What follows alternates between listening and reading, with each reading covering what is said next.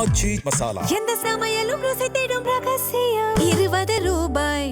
சாப்பிட்டு பாருங்க, டேஸ்ட் சும்மா கெத்தா இருக்கும். டெய்லி டபுள் ரோஸ்டட் ரவா, தி பெர்ஃபெக்ட் ரவா.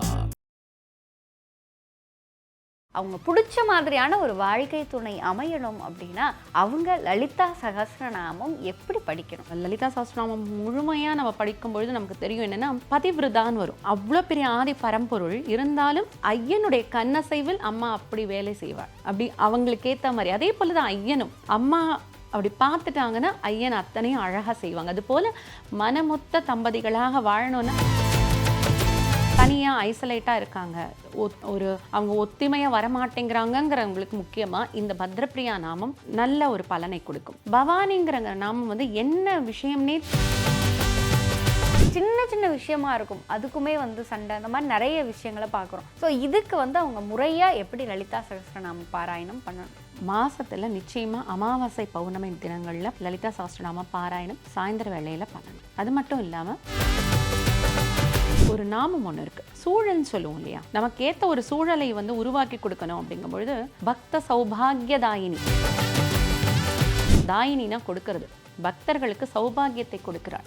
அப்படியாப்பட்ட ஒரு நாமம்லாம் ஒவ்வொரு நாமமும் நமக்கு ஒரு பொக்கிஷம். பொண்ணு டிப்ரெஷனில் இருக்காங்க, அவங்களுக்கு சொல்ல முடியாது. அப்போது அந்த பொண்ணை நினைத்து அவங்க அம்மா சொல்லிட்டு வராங்க, பாதி கூட கிளாஸ் முடியலை. பார்த்தீங்கன்னா சூழ்நிலை மாறி அப்படியே சுழட்டி போடுற மாதிரி சூழ்நிலை மாறி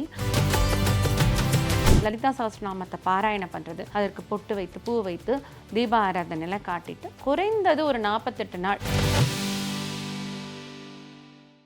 ஐபிசி பக்திநேயர்கள் அனைவருக்கும் அன்பு வணக்கம். இன்னைக்கு நம்ம கூட லலிதா சகஸ்ரநாமம் சார்ந்த நிறைய தகவல்களை பகிர்ந்து கொள்வதற்காக ஜோதிட ஆசிரியர் உபரத்தின ஆலோசகர் பத்மபிரியா பிரசாத் மேம் நம்ம கூட இணைந்திருக்கிறார்கள். மேம் வணக்கம். வணக்கம். ஐபிசி பக்திநேயர்களுக்கு வணக்கம். சிந்தூராருண விக்கிரகாம் திரிநயனாம் மாணிக்ய மௌலித் ஸ்புரத் தாராநாயக சேகராம் ஸ்மிதமுகீம் ஆபீனவக்ஷோருஹாம் பாணிभ्याम् अलिपूर्णरत्नचषकं रक्तोद्भलं बिभ्रतीं सौम्यां रत्नगडस्थरक्तचरणां ध्यायेत् परामम्बिकाम्. ரொம்ப அழகான ஒரு துவக்கம் அப்படின்னு சொல்லி தான் சொல்லணும் மேம். லலிதா சகஸ்ரநாமம் சார்ந்து தொடர்ந்து நிறைய தகவல்களை பேசிகிட்டு இருக்கோம். இந்த நேர்காணலில் நிறைய பேரோட வாழ்க்கையில் ஒரு ஆசையும் எதிர்பார்ப்பும் இருக்குது. எனக்கு பிடிச்ச மாதிரி ஒரு கணவன் வேணும், எனக்கு பிடிச்ச மாதிரி ஒரு மனைவி வேணும் அப்படிங்கிறது நிறைய பேருடைய எதிர்பார்ப்பாக இருக்குது. ஸோ அவங்களுடைய வாழ்விற்கு அவங்க பிடிச்ச மாதிரியான ஒரு வாழ்க்கை துணை அமையணும் அப்படின்னா அவங்க லலிதா சகஸ்ரநாமம் எப்படி படிக்கணும்? லலிதை அப்படின்னா அம்பாளுடைய ஒரு ரூபமே ரொம்ப அழகாக இருக்கும். இங்கே சதாசிவன் ஐயன் சதாசிவனாக இருக்கும் பொழுது அம்மா லலிதையாக இருப்பாள். ரொம்ப அற்புதமான காமேஸ்வரி. இந்த ஸ்ரீசக்கரம் அப்படின்னு பார்த்தீங்கன்னா அதனுடைய பிந்து ஸ்தானத்தில் காமேஸ்வரியாக தான் அம்மா இருப்பாங்க. நீங்கள் கேட்டிங்க இல்லையா, கணவன் மனைவி அதாவது இப்படிப்பட்ட கணவன் இல்லை அப்படிப்பட்ட மனைவி வரணும் அப்படிங்கும் பொழுது லலிதா சகஸ்ரநாம ஆரம்பத்திலேயே ஒரு ஸ்லோகம் வரும். என்ன அப்படின்னு பார்த்தீங்கன்னா இதில் அம்பாளுடைய அணிகலன்கள் தலை முதல் கேசாதிபாத வர்ணனை தான். அம்பாளுடைய கிரீடத்துலேருந்து ஆரம்பித்து அம்பாளுடைய கொலுசு வரைக்கும் அழகாக வர்ணனை இருக்கும். அதில் அம்பாள் தரித்து கொண்டிருக்கின்ற அந்த மாங்கல்யம், அணிந்து கொண்டிருக்கிற அந்த மாங்கல்யம் இருக்கு இல்லையா, அந்த மாங்கல்யத்தை பற்றி ரொம்ப அழகான வர்ணனை. மற்ற அணிகலன்கள் எல்லாம் அம்பாளுக்கு மேலே போட்டுக்கிட்டதுனால அந்த அணிகலன் அழகாக இருக்குது. ஆனால் அந்த மாங்கல்யம் மட்டும் ஐயன் கட்டிய அந்த திருமாங்கல்யம் அம்பாளுடைய கழுத்துக்கு அழகு சேர்க்கிறதாம். அது போல் ரொம்ப அற்புதமான ஒரு நாமம். இந்த நாமத்தை சொல்லிக்கொண்டு இந்த ஒரு அந்த ஒரு லைன் தான் அது சொல்லிக்கொண்டு வரும் பொழுது மனசுக்கு பிடிச்ச பெண் வேண்டினாங்கன்னா நல்ல கணவனும், ஆண்கள் வேண்டும் பொழுது நல்ல மனைவியும் நிச்சயமாக மனசுக்கு ஒத்த, அதாவது இந்த இடத்துல நிறைய வரும். லலிதா சகஸ்ரநாமம் முழுமையாக நம்ம படிக்கும் பொழுது நமக்கு தெரியும் என்னென்னா பதிவிரதான்னு வரும். அம்பாளுக்கு பேரே பதிவிரதை. ஐயன் அவ்வளோ பெரிய ஆதி பரம்பொருள் இருந்தாலும் ஐயனுடைய கண்ணசைவில் அம்மா அப்படி வேலை செய்வாள். அப்படி அவங்களுக்கு ஏற்ற மாதிரி அதே போல தான் ஐயனும் அம்மா அப்படி பார்த்துட்டாங்கன்னா ஐயன் அத்தனையும் அழகாக செய்வாங்க. அது போல் மனமொத்த தம்பதிகளாக வாழணும்னா லலிதா சகஸ்ரநாமம் பூரணமாக படிச்சுட்டா போதும். அதில் முக்கியமாக இந்த ஒரு ஸ்லோகம் வெகு விரைவாக திருமணம் நடக்குவதற்கு. நிறைய பேரோட வாழ்க்கையில் திருமணம் அப்படிங்கிற அந்த ஒரு கட்டம் முடிஞ்சிருச்சு. நிறைய பேர் சந்தோஷமாக இருக்காங்க. இப்போ நிறைய பேருக்கு வந்து அவங்க ஆசைப்பட்ட ஒரு இல்லறம் அப்படிங்கிறது அமைஞ்சிருச்சு. ஆனால் திருமண வாழ்க்கையில் வந்து நிறைய சண்டை, புரிஞ்சிக்க முடியாமல், அந்த அண்டர்ஸ்டாண்டிங் இல்லாமல் நிறைய பேர் வந்து தவிச்சிட்ருக்காங்க, நிறைய கஷ்டப்பட்டுட்ருக்காங்கங்கும் பொழுது அதை மேட் ஃபார் ஈச் அதர் கப்புலாக கல்யாணத்துக்கு முன்னாடி இல்லை, ஆனால் கல்யாணத்துக்கு அப்புறமாவது நாங்கள் அப்படி இருக்கணும்னு நினைக்கிறாங்கல்ல மேம். குடும்பத்தில் இருக்க சிக்கல்கள் எல்லாம் குறைஞ்சு, சண்டைகள் சச்சரவுகள் எல்லாம் இல்லாமல் ஒரு மகிழ்வான இல்லறம் நடத்தணும் அப்படின்னு சொன்னால் அவங்க இந்த லலிதா சகஸ்ரநாம பாராயணத்தை எப்படி பண்ணணும்? கணவன் மனைவி ஒற்றுமை நிறைய நாமங்கள் இருக்குது. அதில் ரொம்ப சிம்பிளாக சொல்லணும், சில நாமங்கள்லாம் ரொம்ப எளிமையாக இருக்கும். பவானி, பவன் ஐயனாக இருந்தால் அம்மா பவானியாக இருப்பாள். நீங்கள் கேள்விப்பட்டிருப்பீங்க, ஈரோடு பக்கம் பவானி, பவானி சாகர்னு சொல்லிட்டு அந்த இடத்துல இருக்கக்கூடிய அந்த தேவி பவானி அம்மாவை நம்ம வந்து அந்த ஃபோட்டோ மகாபெரிவள் ஸ்ரீ ஸ்ரீ ஸ்ரீ மகாபெரிவர் இருக்கிறதுலே அவர் வந்து அழகாக எடுத்து கொடுத்த ஒரு ஃபோட்டோ. அந்த ஃபோட்டோவை வச்சு திருவுருவத்தை நாம் வைத்து பவானியை வச்சு வணங்கும் பொழுது வீட்டில் கணவன் மனைவி ஒற்றுமை ஓங்கும். ஒன்று. அடுத்தது பார்த்தீங்கன்னா பத்ரப்பிரியான்னு ஒரு நாமம். பத்ரனா யானை கூட்டம், ஒரு விதமான யானை. யானைகள் அப்படின்னாலே அவங்க வந்து எப்பயுமே ஒற்றுமையாக ஒரே மாதிரி தான் போவாங்க. ஒரே தனித்தனியாக யானை எதுவும் பயணிக்காது. நீங்கள் பார்த்துருக்கீங்க. ஒரு வீட்டில் ஒற்றுமை வேணும் அப்படின்னா பத்ரப்பிரியா, பத்ரமூர்த்திர் அப்படிங்கிற நாமங்கள்லாம் இருக்குது. இந்த நாமத்தை வெறும் பத்ரப்பிரியா பத்ரப்பிரியா சொல்லி கொண்டு வரலாம். அப்படி இல்லைன்னா ஓம் பத்ரப்பிரியாயை நமக அப்படி சொல்லிட்டு வரலாம். இது சொல்லும் பொழுது வீட்டில் நல்ல ஒரு ஒற்றுமை ஓங்கும். தனியாக ஐசோலேட்டாக இருக்காங்க, ஒரு அவங்க ஒத்துமையாக வரமாட்டேங்கிறாங்கங்கிறவங்களுக்கு முக்கியமாக இந்த பத்ரப்பிரியா நாமம் ரொம்ப அற்புதமாக நல்ல ஒரு பலனை கொடுக்கும். பவானிங்கிற நாமம் வந்து என்ன விஷயம்னே தெரியல, ஆனால் அவங்களுக்குள்ள ஒரு மனக்லேசம் வருதுன்னா அவர்களை ஒற்றுமையாக்கக்கூடியது. இது போல் நிறைய நாமங்கள் இருக்குது. சின்ன சின்ன விஷயமா இருக்கும், அதுக்குமே வந்து சண்டை, அந்த மாதிரி நிறைய விஷயங்களை பார்க்குறோம். ஸோ இதுக்கு வந்து அவங்க முறையாக எப்படி லலிதா சகஸ்ரநாம பாராயணம் பண்ணணும்? இந்த போல் இருக்கவங்க வந்து மாதத்தில் நிச்சயமாக அமாவாசை பௌர்ணமி தினங்களில் லலிதா சகஸ்ரநாம பாராயணம் சாயந்தர வேளையில் பண்ணணும். அது மட்டும் இல்லாமல் வெள்ளி செவ்வாய், வெள்ளிங்கிறத நம்ம சுக்கிரன் சொல்லியிருக்கோம். அதாவது ஆணுக்கு மனைவியை குறிக்கக்கூடிய கிரகம் அப்படிங்கிறது சுக்கிரன். அப்படிங்கும்பொழுது வெள்ளிக்கிழமை ஆண்கள் பண்ணணும். பெண்கள் வந்து செவ்வாய்க்கிழமை சாயந்தரம் பண்ணலாம், ரெகுலராக பண்ணலாம். பட் இந்த நாட்கள் பண்ணும்பொழுது இவர்களுக்கு இந்த பர்டிகுலர் பலன் அப்படிங்கிறது இன்னும் அதிகமாக இருக்கும்.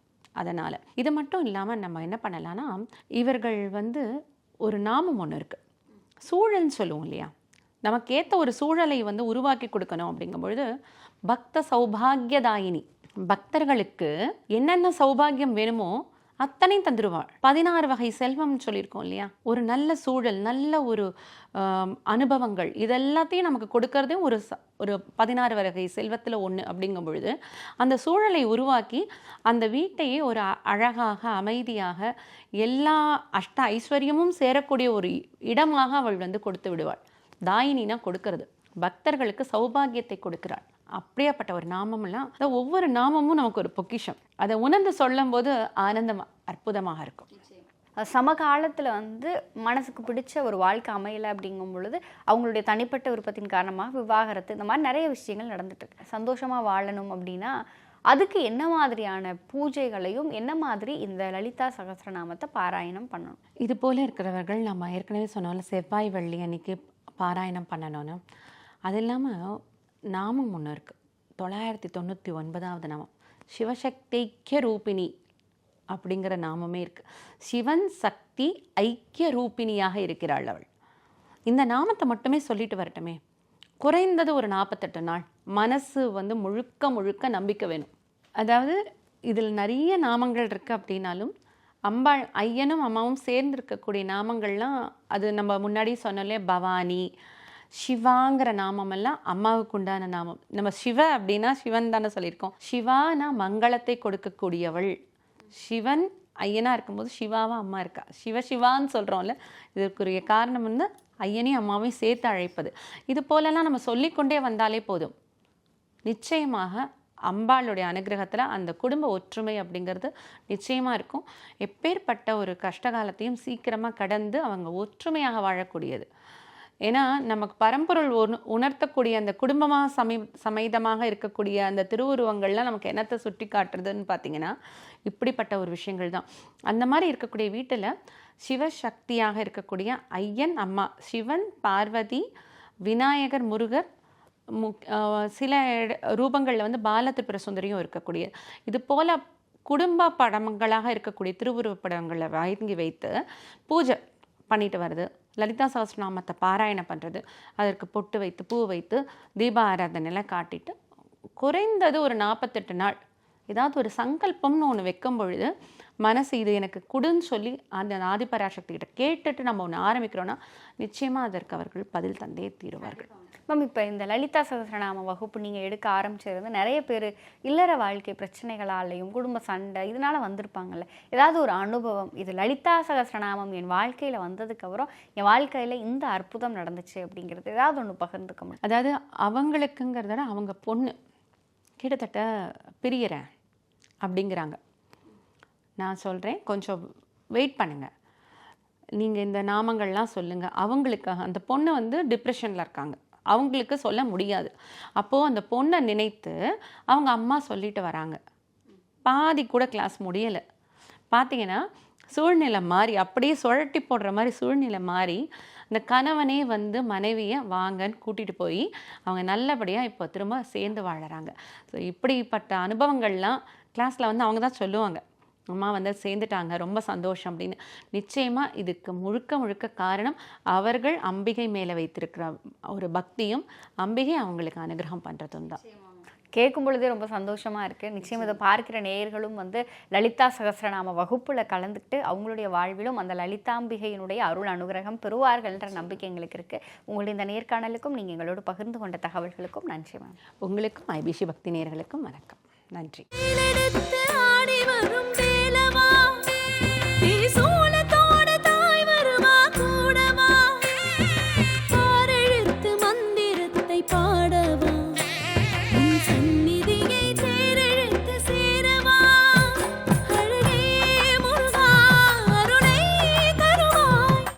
மசாலா எந்த சமையலும் ருசி தேடும் ரகசியம் 20 ரூபாய். சாப்பிட்டு பாருங்க, டேஸ்ட் சும்மா கெத்தா இருக்கும். Daily double roasted rava, the perfect rava.